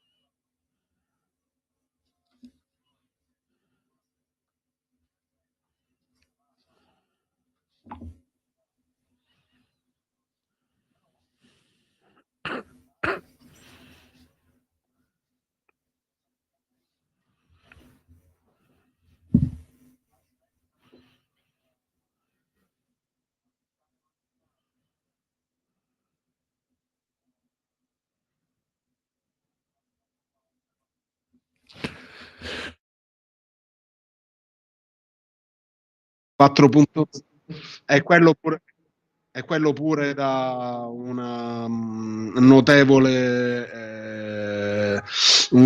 beneficio in termini di crediti d'imposta, e infine le nuove assunzioni portano a crediti sui contributi previdenziali, a seconda di quanto siano sgravati queste assunzioni. Quindi alla fine l'azienda si trova a pagare molte meno tasse facendo questo tipo di scelta rispetto a quelle che pagherebbe non compiendola. Tra l'altro ho visto anche che è stata tolta, dal punto di vista economico non ti chiedo un'opinione, lo riporto anche a beneficio degli ascoltatori, è stata tolta la multa di 100 euro a chi non aveva ottemperato per tempo all'obbligo vaccinale ai tempi del Covid. Ho visto che no, 5 Stelle sono stati più circospetti, la sinistra, il PD, ecco, eccetera. Io a suo tempo ho litigato con i Novax, quindi sono di parte opposta, però trattare i Novax come se fossero dei delinquenti e insorgere perché è stata tolta a loro la multa, che poi chi non ha fatto, io conosco persone che non hanno fatto il vaccino, non erano Novax, erano persone che temevano per la propria salute, quindi credo che questa sia un'operazione che un po' va in linea con quella, anche le posizioni che hanno avuto Salvini e anche Giorgia Meloni, e un po' sia anche, credo che rifletta anche però un atteggiamento di una certa disponibilità che il governo vuol far avere allo Stato nei confronti del cittadino. È una, è una visione di parte, è una visione edulcorata, è una visione troppo positiva, mi rendo conto, però io mi confronto con altri ospiti, non solo per quanto riguarda l'economia, con altri addetti ai lavori come te, Gianmaria, diciamo non partigiani, laici, e devo dire che questa mia impressione partigiana sicuramente trova conforto anche in quello che tu spieghi nei tuoi articoli. C'è attenzione verso il ceto medio, la flat tax sui 35, che arriva ai 35.000 euro. Diciamo che questo tipo di linea in questi 2 anni continua a essere mantenuta, mi sembra. Ma sì, questa previsione del mille proroghe che cancella le multe per il mancato rispetto degli obblighi vaccinali, direi che oramai, superata la pandemia, è anche il momento di lasciarsi tutto alle spalle, come dire, cercare una pacificazione, perché poi quello che è successo durante quel periodo ha creato ulteriori divisioni, si vax, no vax, alla fine comunque il vaccino anti-Covid l'hanno fatto tutti o quasi, e quindi ancorché cioè la scelta vaccinale sia generalmente da considerarsi libera, per quanto i vaccini facciano, come dire, anticipino il conseguimento dell'immunità di gregge, perché così tutti si possono proteggere dall'eventuale insorgenza di nuovi virus. È il caso dell'influenza, oppure il caso delle malattie esantematiche dei bambini. Certo, quando noi eravamo bambini non erano obbligatorie, però questo voleva dire anche esporsi a quello che noi abbiamo sempre considerato come una malattia tutto sommato superabile, però per esempio il morbillo, ancora di più la rosolia o la parotite, cioè sono malattie pesanti, quindi non vaccinarsi o non vaccinare i bambini non è una scelta saggia. Detto questo, ognuno deve essere adeguatamente informato e poi lasciato libero. Quindi in una condizione, cioè considerato il principio di libertà individuale, anche come stavi dicendo, si può inserire in questo discorso il leggero aumento della soglia di reddito per accedere alla flat tax degli autonomi. Il reddito da lavoro dipendente salirà da 30 a 35 mila euro. Non è tantissimo, però parliamo di decine di migliaia di persone che magari hanno un lavoro dipendente o lo hanno svolto e possono rimanere nel regime della flat tax, che è molto buono, fino a 85.000 euro di ricavi, massimo 20.000 euro di spese, si paga il 15% di IRPEF, e poi non si hanno obblighi IVA. Insomma, è stata una buona decisione, sì, si può dire. Il quadro, ritorno un po' sui tuoi ultimi articoli. Il quadro economico, l'occupazione, mai così bene. Tu hai anche riportato i dati della CGA, se non sbaglio, 847.000 nuovi posti di lavoro, e addirittura i contratti a tempo indeterminato sono diventati 937.000, e i contratti a termine sono diminuiti 266.000. Ecco, è un quadro, io appartengo alla generazione Gianmaria che vedeva proprio in primo piano l'occupazione, cioè l'occupazione era il metodo di misura per misurare, per valutare lo stato di salute di un'economia. Però ci sono dei segnali contrastanti. Io prima ho dato un dato Istat, è calata nel trimestre agosto-ottobre di quest'anno, mi sembra 0,7 la produzione industriale. Il PIL potrebbe, come dire, rallentare. Sta un po' di nuovo crescendo l'inflazione. E che quadro è complessivamente? Tu ne parli nei tuoi articoli, quindi diciamo mi viene da dire, no, adelante con giudizio, citando Manzoni, cosa dobbiamo aspettarci? Perché comunque io mi dimentico mentre lo sto dicendo, tu invece lo hai scritto, siamo in un quadro anche europeo e internazionale, ci sono paesi, Germania e Francia non stanno bene, ma non pensiamo che se Atene piange, Sparta poi possa permettersi di ridere, perché per esempio l'economia italiana, la produzione industriale, lo sappiamo tutti, è agganciata all'economia tedesca. Se va male la Germania, per esempio in Lombardia, me lo ricordo, proprio ai tempi del Covid, o prima o poco dopo, la prima crisi che c'era stata in Germania, e per la prima volta dopo anni era diminuito il PIL della Lombardia, quindi questo bisogna sempre tenerne presente, e voi che siete esperti addetti ai lavori infatti lo ricordate sempre. Quindi a te la parola per farci un po' la cornice, il quadro di questo stato di salute dell'economia italiana. Allora, è molto semplice, perché il lavoro è un indicatore, diciamo, ritardato, tra virgolette, nel senso che ci dice come è andata l'economia nella fase precedente a quella che stiamo esaminando. Dunque noi possiamo dire che in questi 2 anni sicuramente c'è stata questa crescita notevolissima dei posti di lavoro, che ha consentito, ecco, a più persone di occuparsi, e questo è fondamentale, perché chiaramente l'aumento dei posti di lavoro significa aumento del gettito IRPEF, aumento del gettito IVA con i consumi, fa bene a tutta l'economia, vuol dire soprattutto sostenibilità dei conti pubblici, perché 847.000 posti in 2 anni non è poca roba, anzi dimostrano che le politiche portate avanti, soprattutto con lo stop al reddito di cittadinanza, hanno fatto bene. Ma è proprio perché le cose sono andate bene, e si spera continuino così, che è il momento di avviare una riflessione. Dicevi, la produzione industriale va male, va molto male, perché sono 2 anni che le cose si stanno progressivamente deteriorando.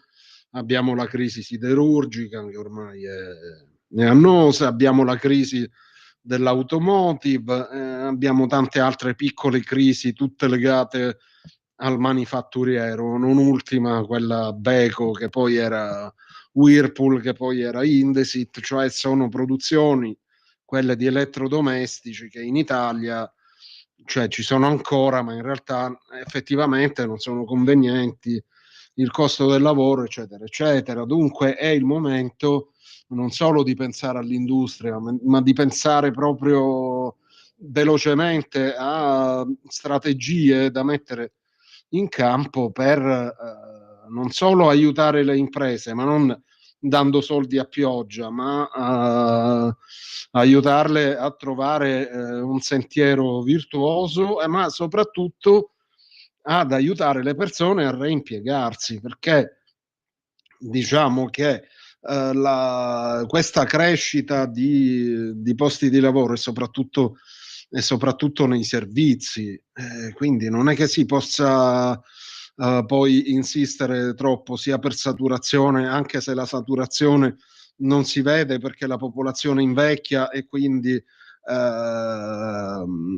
progressivamente i posti di lavoro vengono coperti e questo è positivo per tutto, come dire, per quel tipo di dinamiche, ma bisogna intervenire proprio sulla formazione, perché le persone devono essere anche in grado di non stare legate tutta una vita allo stesso posto, ma devono essere in grado di sempre più acquisire competenze che le rendano spendibili come lavoratori in più ambiti, soprattutto quando si parla di manifattura. È importante perché, diciamocelo, l'operaio di una volta non esiste più e non esisterà più, ce ne saranno sempre di meno purtroppo con l'automazione dei processi, ma anche perché sarà opportuno convogliare non solo le produzioni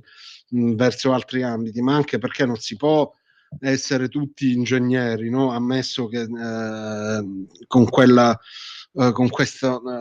qualifica poi è ovvio che si trovi più facilmente lavoro, però diciamo sono professioni che hanno anche una soglia di accesso determinata dalla necessità di avere delle conoscenze approfondite. Invece, per restare più su livelli intermedi, bisognerà sempre avere specializzazioni che siano, come dire, utilizzabili in più settori. E su questo l'Italia si deve dare una mossa in generale, perché non si è fatto, secondo me, tutto quello che si doveva fare, perché appunto non è una critica alle attuali politiche del lavoro, che poi sono sempre quelle che sono sempre volte a tamponare le emergenze, ma bisogna fare qualcosa ancora di più per la formazione.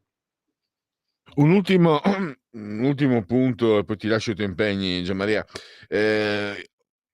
Ho sentito gli esperti indicavano anche come fattore di rallentamento il fatto che non riprendessero i consumi interni dopo il Covid, dopo la pandemia.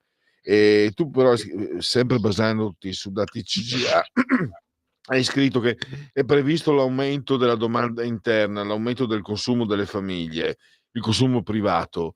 Ecco, questo come commentare questo dato? Cioè il fatto che le famiglie possano spendere di più, lo capisco anch'io da solo, che non può che essere un fatto positivo. Potrebbe diventare una costante, potrebbe essere invece un momento più, diciamo, di passaggio, no? Oppure può essere invece un indirizzo. Ecco, sarà una situazione, secondo te è difficile prevederlo, me ne rendo conto, ma si tratterà sta per trattarsi di una situazione occasionale, o ci sono cenni per vedere un indirizzo vero e proprio verso questo stato delle cose? Bisognerebbe avere la palla di vetro. Diciamo che l'ottimismo contingente è giustificato perché molti contratti di lavoro, quelli che sono stati rinnovati, hanno recepito degli incrementi anche legati parzialmente all'incremento dell'inflazione che abbiamo avuto tra 2022 e 2023. Ma come dicevo prima, non è che, almeno per come è strutturato il meccanismo delle retribuzioni, non è che poi si possa coltivare ad libitum questa speranza di incremento delle stesse,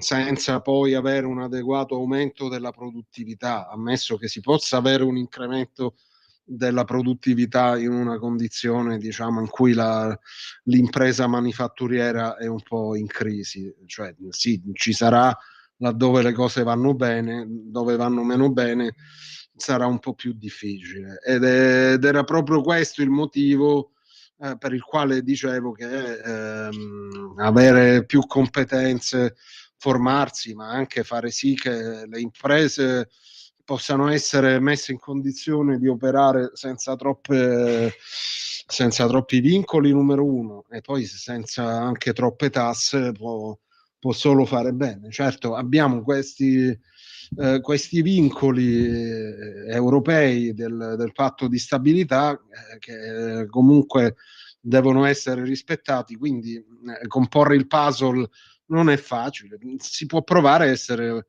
moderatamente ottimisti. Benissimo, ti liberiamo i tuoi impegni, ti ringrazio davvero come sempre per la tua disponibilità e per la tua chiarezza. Ti leggiamo ogni giorno per la tua chiarezza in un argomento non semplice come l'economia. Ti leggiamo ogni giorno sul giornale. Grazie a Gianmaria De Francesco. Grazie a voi. Andiamo allora a chiudere e concludere. Vediamo gli ultimi aggiornamenti. Vediamo se ci sono WhatsApp. No. Allora, ultime notizie, aggiornamenti. Hanno arrestato il conducente del tir che ha travolto e ucciso la 34enne sulle Strisce. Poi Dago Spia: sono andato via per difendere la mia famiglia, avrei dovuto gestire la situazione diversamente. Teo Mammuc che arriva. Beh, queste sono le robe che... Poi abbiamo Più liberi, è stato un flop. Cosa aspetta Chiara Valerio di mettersi dalla direzione artistica? Sempre Dago Spia. Nella faida degli Agnelli, Margherita vince un round. Il tribunale ha accolto la richiesta della figlia di Gianni Agnelli e ha acquisito il fascicolo dell'inchiesta penale che riguarda la reale residenza in Svizzera di Marella Caracciolo. Colpevole sì, ma con pena data di destinarsi. Trump e la sua ex fiamma Stormy Daniels, una diva porno. L'unico sbirro buono è quello morto. Le scritte sui muri del quartiere Corvetto di Milano. C'era stato anche un vostro messaggio prima. 14:58. Vi lascio con i Creedence Clearwater Revival. Vi rilascio ringraziando assolutamente Lorenzo il Magnifico, sulla tolla di comando magnificamente, sulla tolla di comando in regia tecnica, e ringrazio tutti voi per aver scelto anche oggi Radio Libertà. Miau.